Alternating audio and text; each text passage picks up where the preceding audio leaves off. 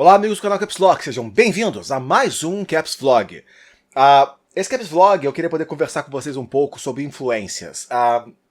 Eu já fiz alguns comentários no passado a respeito de... não que eu faça uma separação de melhor ou pior, mas que muito da minha influência do YouTube veio do YouTube americano. Porque foi onde eu comecei a consumir esse conteúdo e onde eu consumo a maior parte do meu conteúdo de internet. Lá que estão a maioria dos canais que eu comecei a acompanhar ao longo do tempo e que eu acompanhei a longo tempo.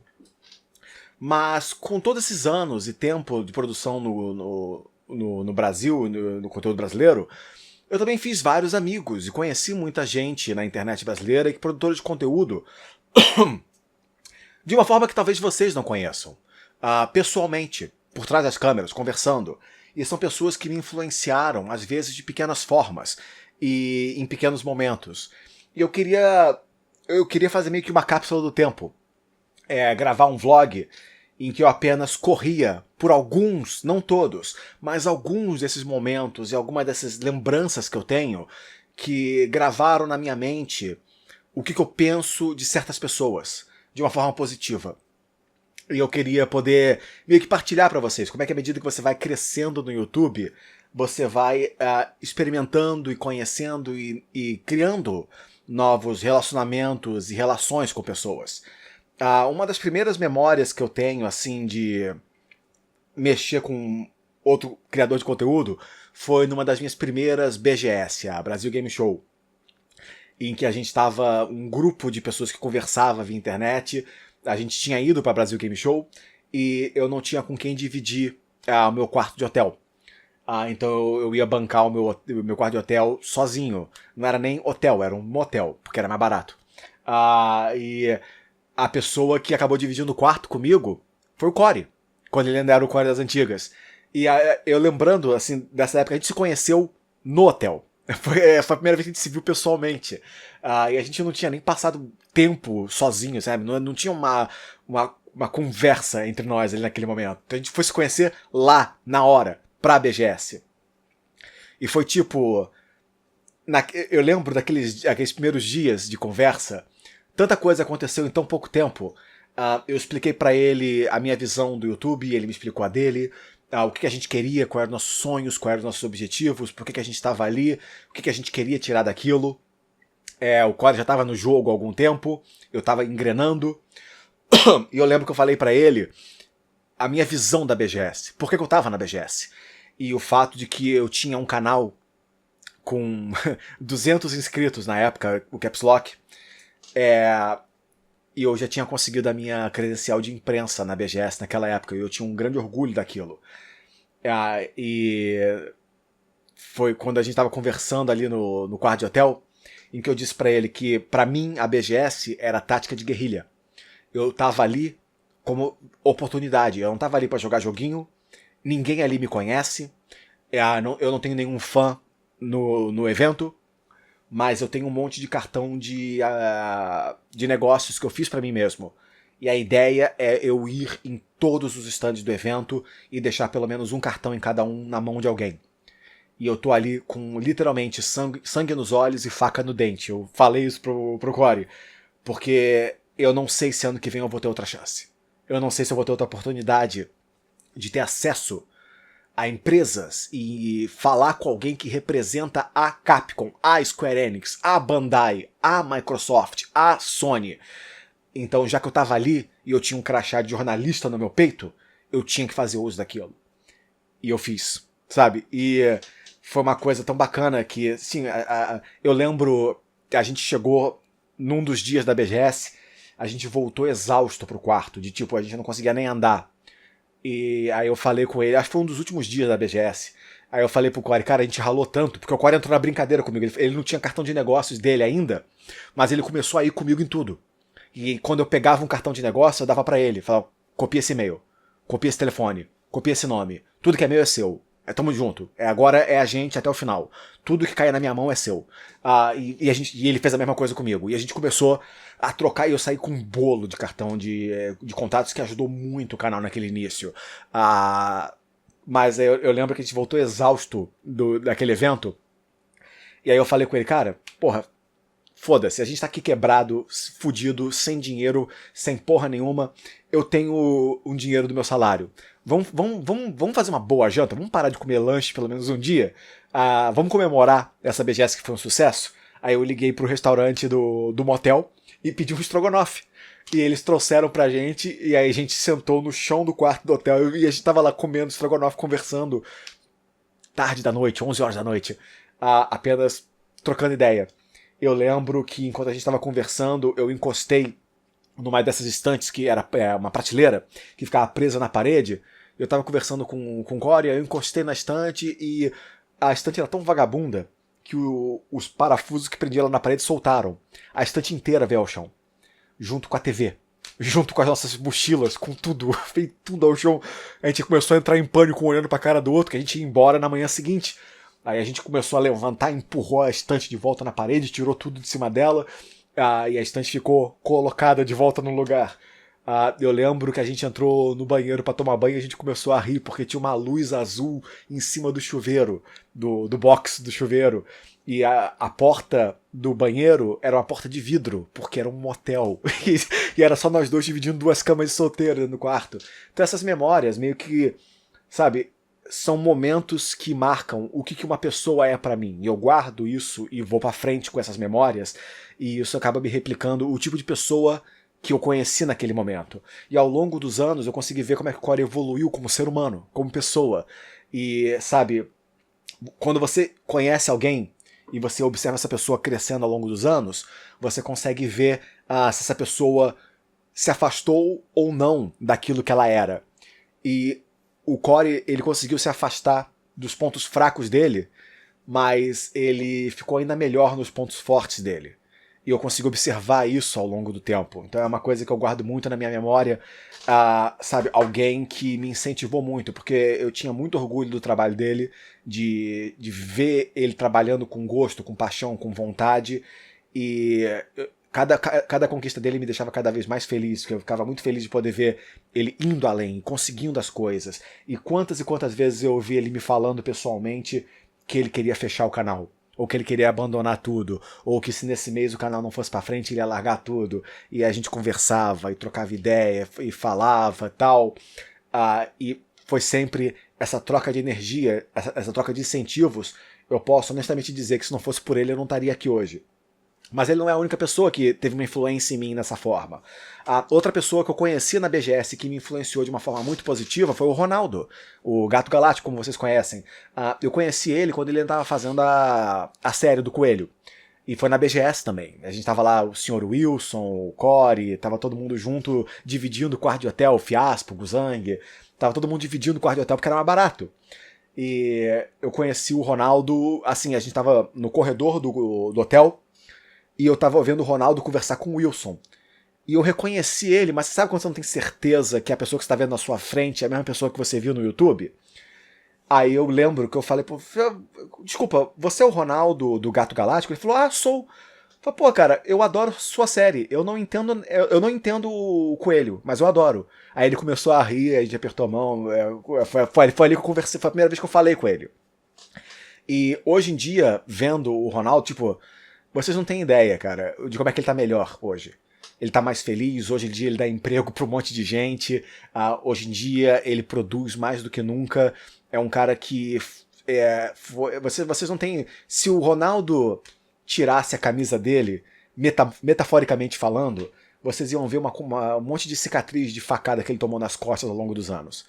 Vocês poucas vezes vão conhecer alguém que se fudeu tanto na mão de gente canalha como ele.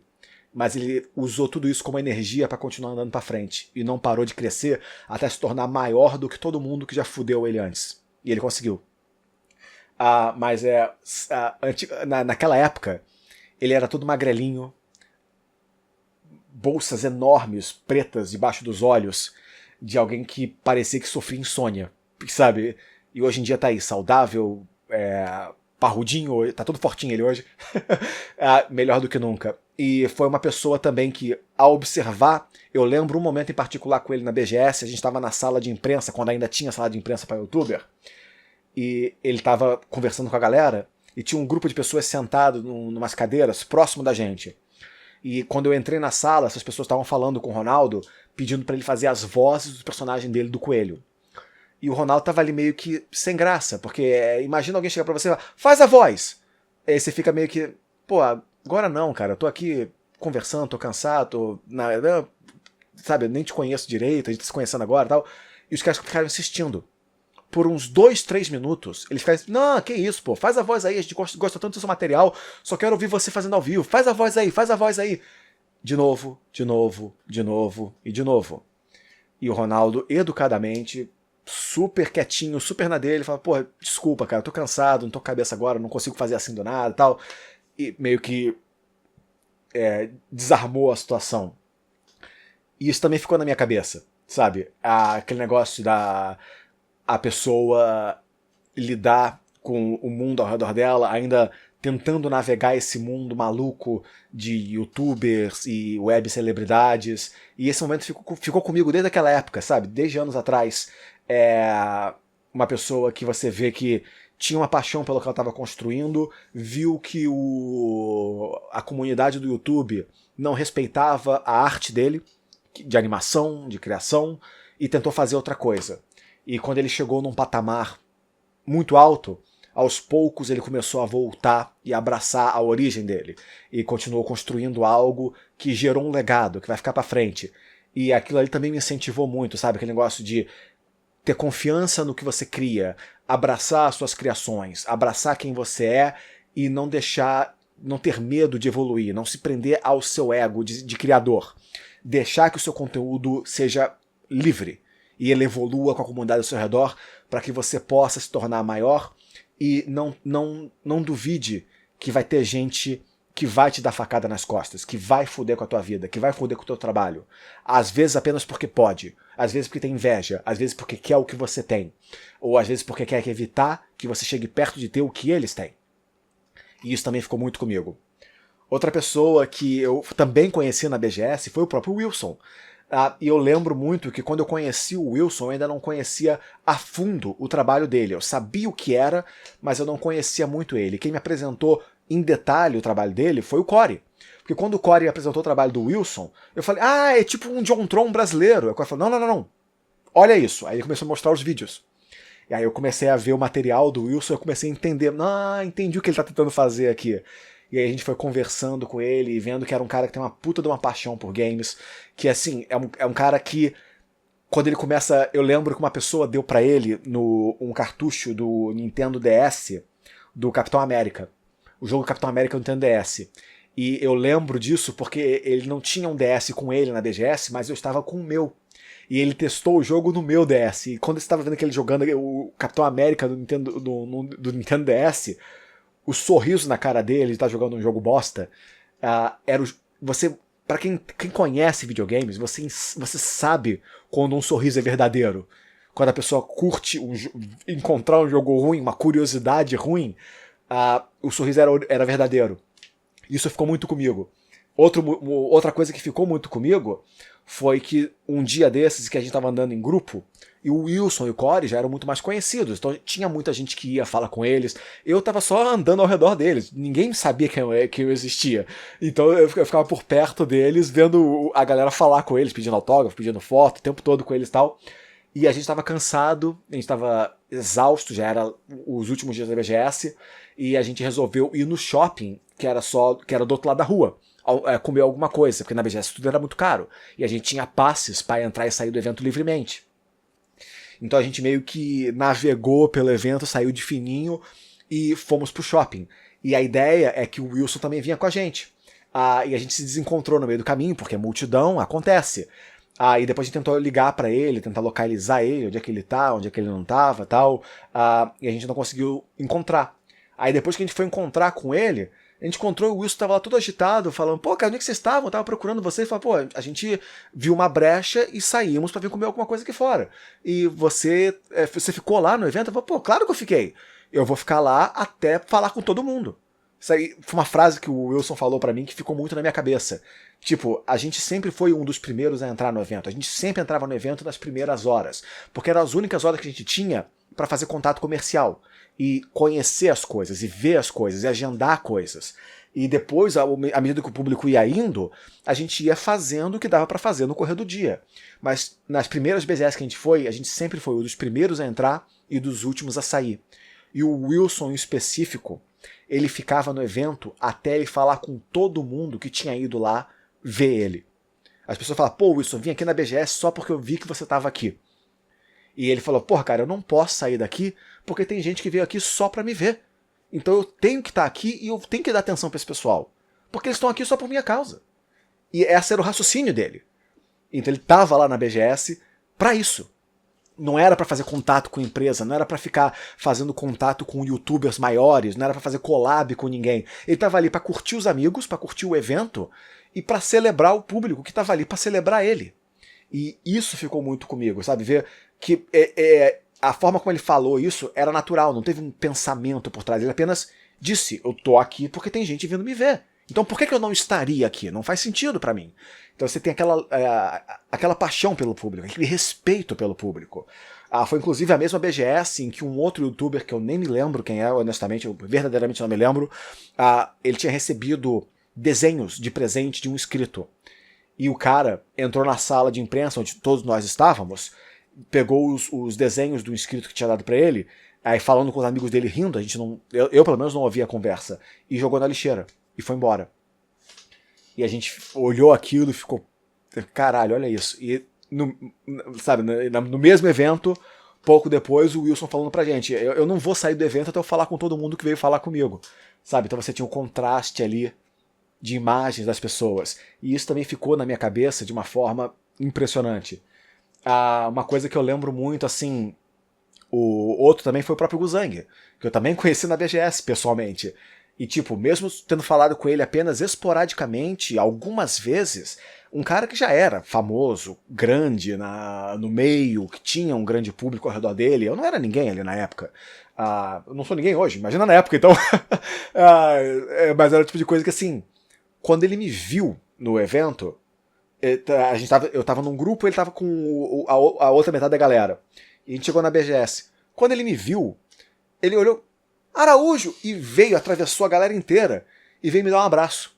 Falei, porra, cara, que prazer te conhecer e tal. Assim, você vê o lado humano da pessoa. De conversar e olhar você no olho e falar contigo. E aí o Corey ficava brincando, falando, porra, o Araújo é rato de BGS, ele pega cartão de todo mundo e tal. E já chegava o Guzang falando, porra, cara, então vou colar contigo aí pra você conseguir uns contatos pra mim também, se precisar até te pago, te ajuda aí, porque eu não sei fazer isso, você sabe e tal. Então, tipo, você conhece o cara há menos de 2 horas, sabe? E o cara já te mostra respeito, confiança, amizade. E aquilo faz você se sentir bem consigo mesmo, sabe? Você se sente seguro, sabe? Eu estou cercado de pessoas que vale a pena conhecer, que vale a pena conversar. A gente não está aqui apenas trocando inscrito, a gente não está aqui apenas usando uns aos outros. São pessoas que genuinamente querem passar tempo juntas, que querem conversar umas com as outras, que querem conversar sobre o que elas produzem. E isso era muito bacana. E essa é uma das várias memórias do Guzang que eu guardo comigo. Que foi ver o cara que cresceu, mas que não virou a cara. Porque num grupo de amigos ele reconhecia quem valia a pena conversar com ele, mantinha aquele contato. O outro também foi o próprio Fiaspo, que é o cara que vocês conhecem aí de fazer o vídeo da internet. Assim, uma das memórias mais bacanas que eu tenho do Fiaspo foi de uma época em que ele tinha chego na BGS e ele estava lá através de uma empresa, não me lembro qual. E a empresa colocou ele num hotel que era separado do hotel do resto da galera. Então a gente estava próximo do local do evento, mas em hotéis separados. Aí ele ia ficar sozinho. Então quando eu fui pro evento, eu resolvi que eu ia ficar no mesmo hotel que o Fiaspo estava para fazer companhia para ele. Paguei um quarto sozinho para mim e fiquei no mesmo hotel que ele. Então a gente saía para almoçar juntos antes de ir pro evento. A gente andava em companhia para não se perder, tal, dividia Uber, essas coisas. Normal, nada demais. E uma das memórias que eu tenho que é tipo, depois do evento, a gente voltou pro hotel e eu tinha pedido uma pizza pra comer, porque eu tava morrendo de fome. E eu tava comendo uma pizza no meu quarto, quando ele me ligou, falou, pô, cara, você tá à toa? Eu falei, não, tô no quarto, eu tô fazendo nada. Fala, pô, posso passar aí pra gente bater um papo? Falei, claro, chega aí. Aí ele subiu, foi lá pro meu quarto, e tipo, a gente passou umas 3, 4 horas conversando sobre o jogo antigo. Jogo de Super Nintendo, ele me falando sobre jogos que ele nunca mostrou no canal dele, porque são jogos que não dariam view no canal dele, mas jogos que ele gosta, e você viu que, porra, esse cara entende de retro gaming, esse cara entende de limpeza de cartucho, porque é uma coisa que ele entende. Você vê assim, um cara falando sobre mecânicas, gameplay, história, curiosidade sobre jogos, sem abrir uma página da Wikipédia para pesquisar, sem ter um roteiro pronto na frente, numa conversa humana entre duas pessoas, sabe? Apenas trocando ideias. E você via um lado muito mais profundo de alguém que sabia o que ele tinha que produzir para atender o público dele, para atender as pessoas que celebravam o trabalho dele, mas que também tinha essa outra qualidade por trás, essa particularidade, esse nicho por trás, que não vai ressoar com o público, mas que ele ainda assim aprecia, que ele mantém. Então não é o tipo de pessoa que gosta de games porque o público gosta de games, sabe? Ele gosta de games e ele sabe falar com o público que gosta de games. Então você tem uma ponte que ligava o que era o hobby e o que era trabalho. E aí você tinha aquela conexão entre os dois elementos. E eu lembro que a gente teve uma conversa super, super bacana, super sincera naquele momento ali, em que eu inclusive eu falei pra ele uma coisa que não é polêmica, pelo menos pra mim não é polêmica, porque no mundo dos adultos isso não é polêmica. Talvez pra um pirralho, pra uma criança seja. Pra mim não seria. Que eu falei pra ele, tipo, cara, assim, o material que você produz, não todo, mas em boa parte, não é material que eu assisto, porque eu não sou o seu público-alvo. Você não faz vídeos pensando num cara de 33 anos. Então não é o tipo de material que eu vou consumir. Porque eu não sou o público-alvo desse material. Mas eu respeito pra caralho o trabalho, porque você ajuda a sua família. Você tá pagando suas contas. Você tá botando comida na mesa. Então foda-se o que eu penso. Tem literalmente 100 mil pessoas que gostam do que você faz. Então literalmente, pau no meu cu. Foda-se. Porque tá dando certo. Mesmo que eu pessoalmente não curta, sabe? Então, você poder ter esse tipo de conversa franca com alguém que literalmente tem dezenas, centenas de vezes mais inscritos e acesso comercial do que você tem, e essa pessoa falar com você nesse mesmo tom de voz, com esse mesmo nível de abertura e de firmeza e de sinceridade, você se sente muito à vontade em ser você mesmo. Sabe, você conversa sem máscaras no rosto. E isso era um clima muito bacana, muito agradável, que também ficou muito comigo, porque era uma coisa que eu achava muito legal de ter. E claro, eu não vou falar de todo mundo que eu conheço aqui, mas teve diversas pessoas que eu conheci ao longo dos anos. Pô, o Radnas é outro. Literalmente, eu não quero falar todo mundo porque eu vou esquecer, gente. Mas é literalmente dúzias e dúzias de pessoas que eu fui conhecendo ao longo dos anos. E tipo, tem uma coisa em particular que eu faço, que é uma particularidade minha, que eu sei que tem gente que odeia quando eu faço isso. Mas quando eu tô jantando em grupo de amigos, eu não gosto de ficar quebrando conta, sabe? Eu não gosto de ver, você comeu o quê? E você comeu o quê? O seu tanto foi tanto. Eu não gosto disso, sabe? Eu gosto de chegar e pagar minha parte e fechar a conta. Se eu tiver que pagar mais, foda-se, eu não tô aqui por causa do dinheiro, eu tô aqui pela galera. Eu sei que algumas pessoas têm dinheiro mais contado pra viagem do que outras, mas eu sempre viajo pensando, eu sou excessivamente cuidadoso. Então eu sempre boto, eu vou viajar, eu preciso de R$100 pra viajar, então eu vou viajar com 300. Eu tento bem planejar dessa forma o melhor possível. Então, por exemplo, a gente saiu, teve uma vez que eu e o Corey tava num grupo de amigos, esse grupo de amigos tava o Draw Mask. E a gente foi almoçar todo mundo juntos. Aí eu lembro que eu tava conversando com o Corey lá, e a gente comendo e bebendo e brincando e rindo uns com os outros. E no final na hora de pagar a conta, eu lembro que cada um foi pagando lá a sua parte. E quando chegou, acho que fui eu e o Corey que fizemos isso, honestamente eu não me recordo agora. Mas eu sei que quando chegou na minha parte, faltava tipo 80, R$90 pra fechar a conta. E o que eu tinha comido deu tipo R$60. Ela falou, beleza, tá aqui. Peguei meu cartão, fecha a conta aí, passa um débito. E paguei. Eu acabei pagando a conta do Draw Mask por acidente.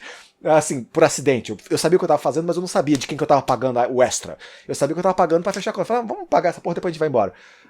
Aí quando a gente saiu, eu falei, porra, cara, você pagou pra mim? Aí eu comecei a rir, apontei pra comeu de graça, se fudeu. E comecei a ir embora. E tipo, a gente rindo entre a gente, porque eu tava feliz naquele momento. Eu tava de folga do meu trabalho, eu tava curtindo um período meu de folga, e eu tava feliz porque eu tava num grupo de amigos. Nessa hora eu não gosto de pensar em dinheiro, eu gosto de pensar nas pessoas com quem eu estou.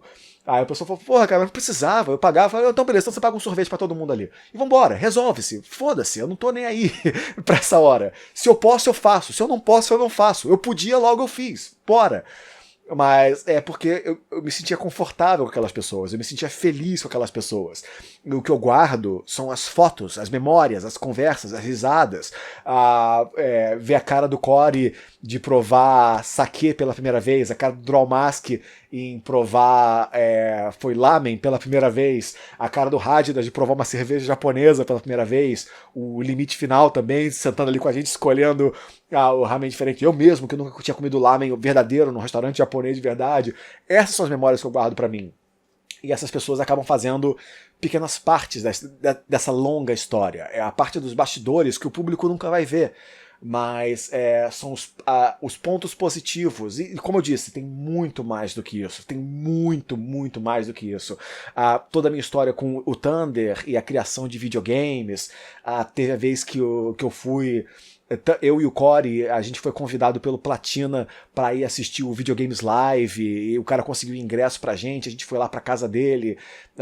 Eu lembro que eu dormi assistindo o Corey e o Jojorama zerar Fury no PlayStation 4 na casa do Platina, sabe?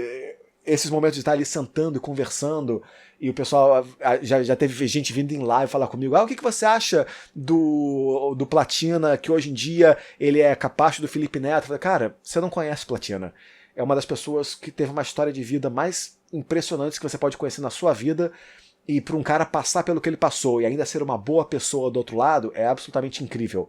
Um coração de ouro, uma pessoa completamente maluca, no melhor sentido da palavra, uma pessoa que, assim, só de ver ele saudável, feliz, voando de jatinho e lotando teatro, fazendo outras pessoas rir, eu só fico feliz pelo cara, porque ele tem um coração de ouro e é uma pessoa que vale ouro. E eu tive essa oportunidade de conhecer ele pessoalmente. Foi a mesma época que eu conheci o Marcos Castro, os irmãos Castro, os Castro Brothers, que eles foram na casa do Platina porque eles souberam que eu e o Corey estávamos lá e eles queriam conversar pessoalmente com a gente por causa do nosso vídeo da Lenda do Herói. Então eles falaram, peraí, os caras estão aí, eu quero ir aí conversar com eles, posso? Eu falei, tipo, eu vou ver aqui. E aí a gente sentou e conversou, e o Marcos Castro conversando com a gente a respeito do processo criativo da música que ele estava fazendo sobre o Sonic, e você vê o cara por trás da câmera. Como é que é o processo criativo de uma pessoa que trabalha com música e humor e o que ele estava produzindo naquele momento, e você cria toda uma outra expectativa, uma outra admiração, uma outra visão do ser humano que está por trás da câmera, que está naquele momento ali de conhecer e de conversar, sabe? E é impressionante, e é extremamente positivo, porque todas essas coisas se tornaram influências.